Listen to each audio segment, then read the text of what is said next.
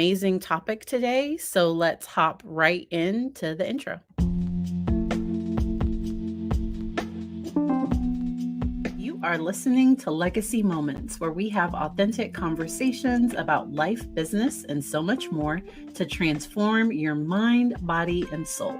I am Dr. Patrice Berry, and I am joined by my co-host and mom, Johnnie Lloyd. Together, we combine my years of psychological training with her years of business and leadership experience to add value to your day. All right. So today's topic is, why do we hurt people that we love? This was a question that I saw over on TikTok and wanted to bring it over here because we were already planning on talking about communication today. And I think that's a really good pairing. And the first thing that I want to start with is the fact that we expect different things from people that we're in close relationships with. And so no relationship is perfect. Every relationship is going to have its ups and downs. I think the thing that can really make a difference is our communication. Because when something happens, so when I'm disappointed, when something happens within a relationship, how do I navigate that in a healthy way?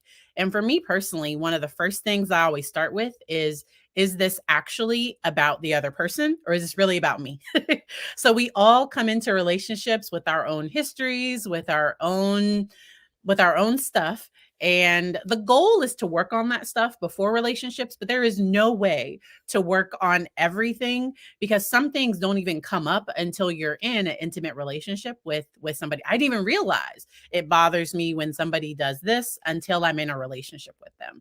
And so being able to clearly communicate these things and really mature, because what I feel for someone when I first meet them is very different than years down the road.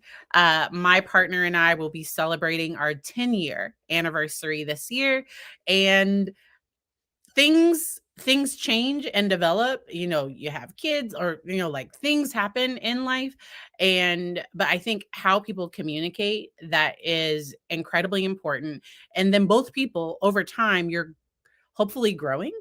And what I've seen happen is, sometimes if one person starts working on themselves and the other person isn't, then sometimes that can cause some friction. And I love the question. This is a dynamic question because it's a question that most people think about, but they don't necessarily ask publicly. They don't address it. Why would someone that loves me, Yeah. who says they love me, why would they hurt me? Mhm. Well, first of all, you probably think it's intentional. When somebody hurts you, it's not always Yes. intentional, right? However, remember this: in a very close, intimate relationship, they know your secrets. They know your buttons. They know all of those things, right? So when they're hurting or when they're dealing with something, they could push, you normally do, push a button in your life because they feel like, well, look at what you did. The key to it, though, is to communicate, because sometimes the person doesn't know, right? Because especially in new relationships or even older relationships, it didn't used to bother you when I did that. Suddenly you're working on yourself, or something's shifted in your life and the other person's life. And now you do it and you say, well, you used to like that. No. So it's listening to who and what the person that's with you, that you say you love, is responding, how they're responding. Watch not just their verbal, but actually watch their nonverbal reactions. Then the other thing is, I would say, you say, why would they hurt me? Sometimes it's because they're hurting. Which isn't an excuse. No. That's not an excuse, but However, it is real, but it's not an excuse. So that's why it's so important to work on yourself. But I love what Patrice said, and it's absolutely on point. Sometimes you don't know what you don't know. You don't know until you get into a relationship, a more intimate relationship, that these things, bother you, or the way that you do a certain thing or don't do a certain thing would bother your partner. So that is the key. The key is to keep the communication lines open. And I like because her first tip is to listen, and my tip is going to be direct and but to say it in a way where the other person can hear it. And when I say direct, so I have had to work on not being passive aggressive. I'm laughing because She I know where knows. I know. She knows. So not being condescending, not being passive aggressive, and when I have an issue with something, not to say, "Oh, you're just going to do this?" But what I'm really trying to say is, "Hey, if you're going to do this, please just let's talk about it." Because that comes off because when you come at somebody with a passive aggressive or condescending tone, or if I'm being sarcastic, and I am an extremely sarcastic person, but what I've had to learn within relationships is to not be sarcastic towards somebody in the middle of a conflict. So if I really have an issue with somebody, sarcasm, that's not the time, because they're not going to, they might miss my point, which is more frustrating, or it might come across in a way that that might hurt them too. And so just to say like, hey, this bothers me. And I saw, because my mom has like a list of these things, and she has on there, use I statements. And Yes. therapists talk about I statements. And what an I statement does is, when I'm having a conflict with somebody, if I say, you always do this, you never do that, their defenses are up and they aren't listening, because their first thing is going to be, no, I don't. No, I'm not. They're immediately going to defend themselves. But if I say, I felt this when this happened, or I feel this is what I need from you. This is what's going on, and this is what I need. This is how I interpret it. And with those I statements, I want to add another little thing of giving people the benefit of the doubt. Mm. Like, is this based on my assumption? Because let's say I call my partner and they don't answer, and I'm immediately thinking, I'm not important to them. They never answer. I'm just not important. Instead of remembering, so my partner, I adore my partner. He's not always on his phone. Like, so I am constantly, like, I have notifications. I have a watch that tells me when I get messages on my phone. He's just, so him not answering a call, that's not a signal of how much he cares or does. No, like, that's just who he is like, he likes taking breaks from his phone. Like, that's just who my partner is. This is what I love. I love that. This is what, by knowing, is such a critical term, which you don't miss what Patrice just said. She knows her partner. So this is the deal. This is one thing I'll say. When you're in a relationship and you know what the person has historically done, said, or acted, and something is, they do something that looks like totally different than what they normally do, check in. There may be a deeper issue that you may need to address or support or whatever. Now, if the person always or typically are whatever they are, they're hurting, they're causing you pain, then you have to then redefine in some cases, but it definitely define your boundaries. And we've done boundaries a lot. So, and this, yeah, do it. Set boundaries, find peace. This book, I'm telling you, is rock solid. One of the, I have not engaged in a boundary book that is that intense and supportive. It is just amazing. And she's coming out with a second book about peace and family, about like drama-free family. That's she's releasing a new book, Nedra Tawab, or I am bad with Nidra. I'm bad with names. But the one thing I did want to say, because somebody commented that when they try to use I statements, the other person says that their feelings are wrong. And that is where, and I don't know your situation, I don't know what you're going through, but I will say there are people that can't take feedback, or that they have to make everything about them. Because if my mom said, I feel this, I wouldn't say, don't feel that way. like, that's dumb. I wouldn't negate her feelings. Gaslighting is real. I feel like people use sometimes the term gets used a lot, but what a true moment of gaslighting is I slap her in the face and then she's like, don't slap me. And I'm like, then I put it back on her. Like, you made me do it and I wouldn't slap you if you didn't blah, blah, blah. And so it's me not taking responsibility and accountability for my behavior. And we have talked about toxic relationships. If you hop over to YouTube and type Dr. Patrice Berry toxic, our different series about managing toxic relationships will come up.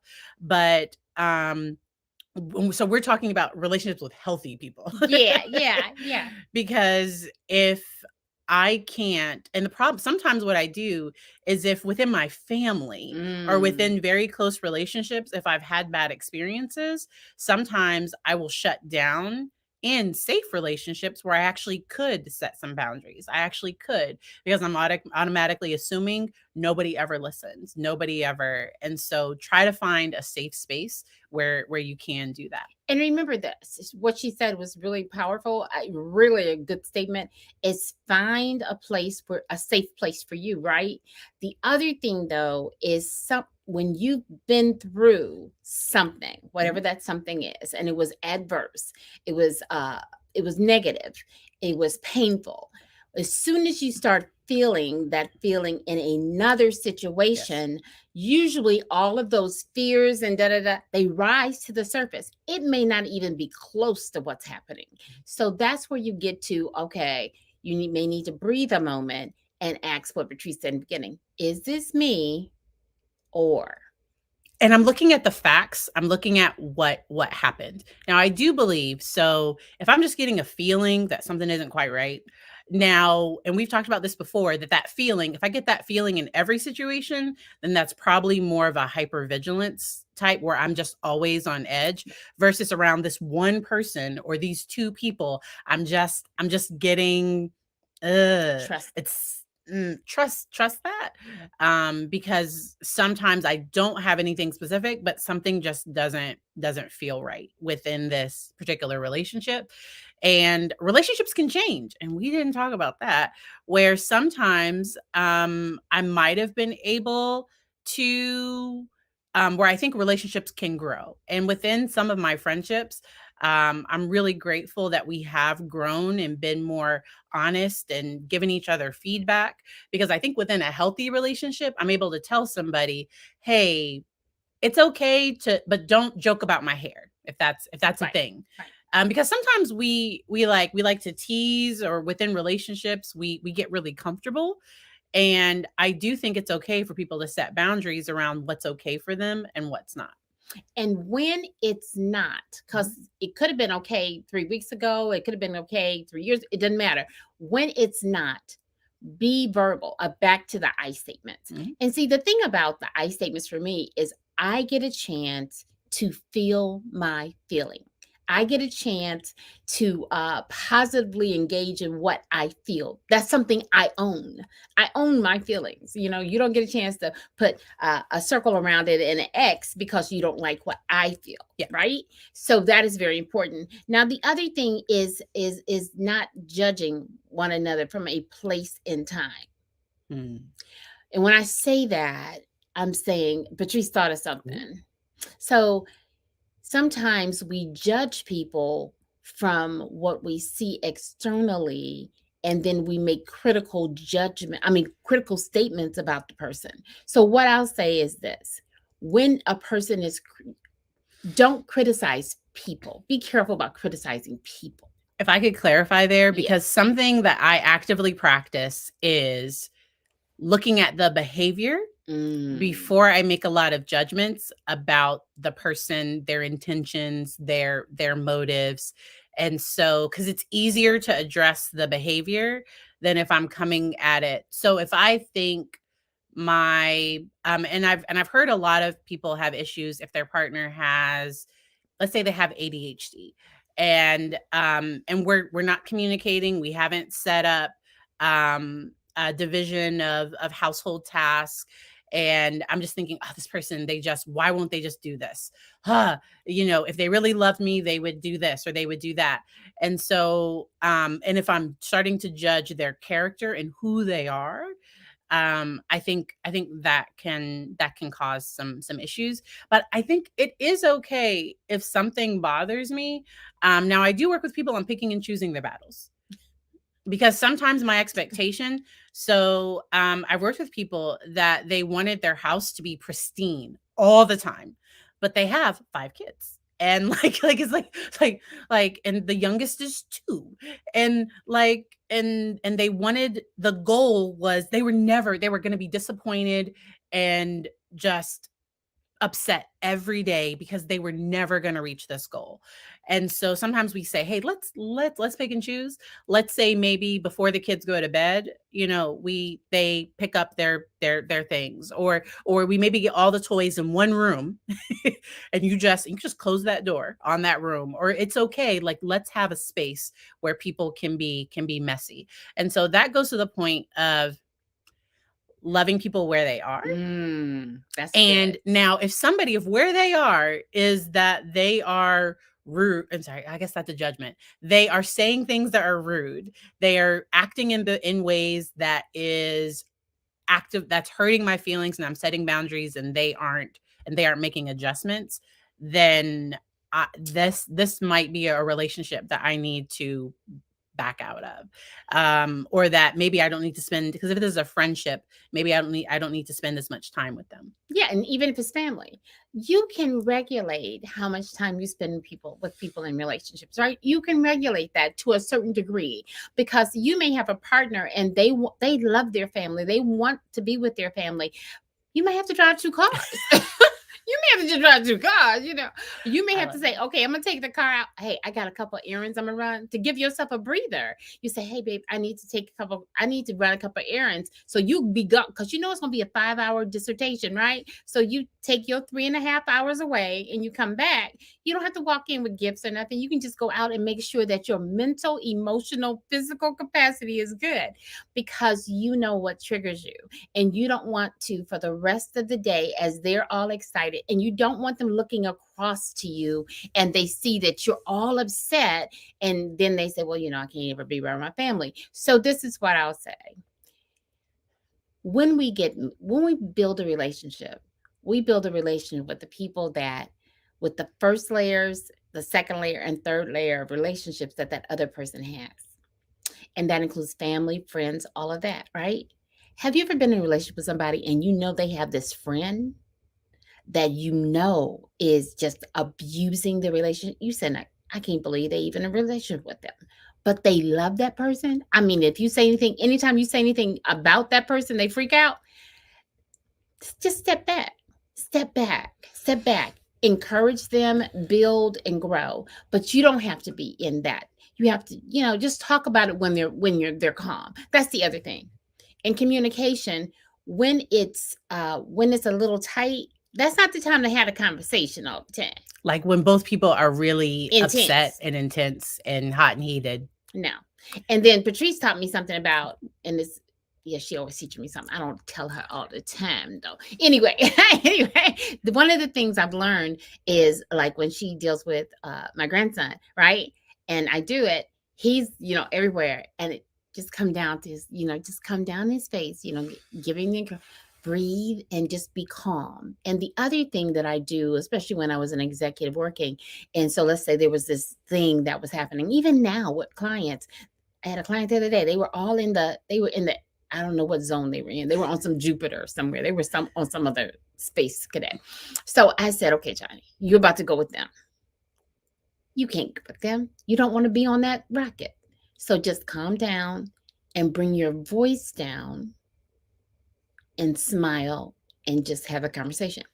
It calmed the whole situation down. It didn't stop the situation, but it calmed it down so that we could talk about it at a different level. So look at the things you can do when you're thinking someone else is hurt, when you feel, whatever, someone's hurting you and you love that person and they say they love you. Just determine what you're going to do with it. Now, I'm going to drop this in. Go ahead. All love ain't the same type of love. All love is not the same kind of love. So when you say you love somebody, or when you say that they love you, what does that mean to them? And what does it mean to you? And one of my favorite things is when someone shows you who they are, believe them. Like that is one of my favorite quotes, because what it really says is sometimes I'm hurt and disappointed because I'm expecting an orange to be an apple, but it's always going to be an orange. They were an orange when I met them. I always wanted an apple, but they were always an orange, and I just and if I'm looking for an apple, then go get an apple. Wait for an apple. Wait for an apple. Yeah. But sometimes in relationships, a part of it is I might be expecting something that this person just can't give. And there's nothing wrong with the fact that I want that. There's nothing wrong with the fact that, hey, maybe I want this or that.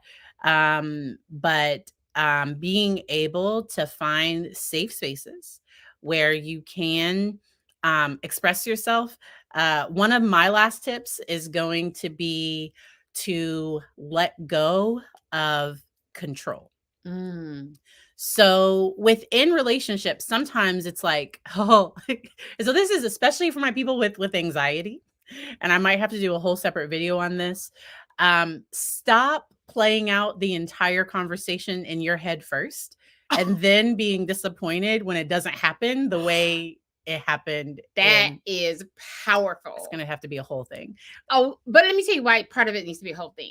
Because, okay, Kim, go ahead. Sometimes as women, as people, we walk through the whole scenario in our head, and then the disappointment comes because nothing happened like you just thought it.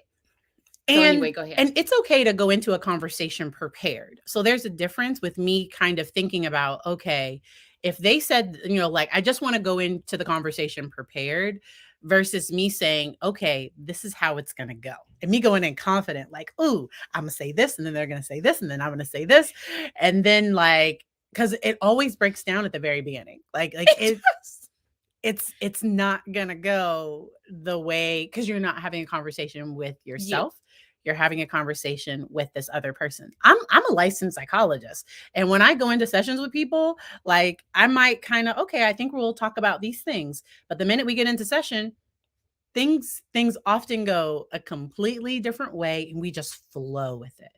And so when I say the reason, because when I'm rigid, when I'm like, it needs to go this way, the conversation needs to flow this way, it closes the door to, because if I go in and I'm like, hey, this is how I'm feeling, and they're like, okay, I get that, I hear you, okay, and then I just want to, like, this is how I'm feeling, and it's like, oh, wait a minute, I wasn't ready to receive some feedback today.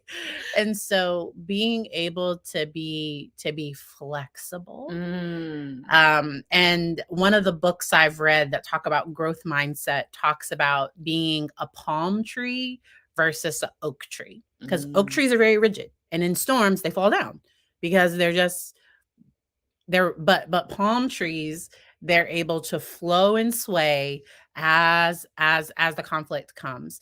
But if somebody is always, because some people love drama, I'm not.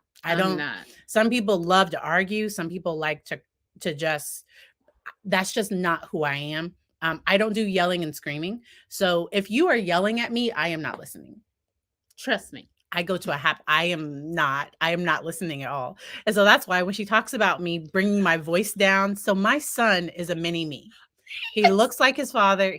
He is a mini Patrice Berry.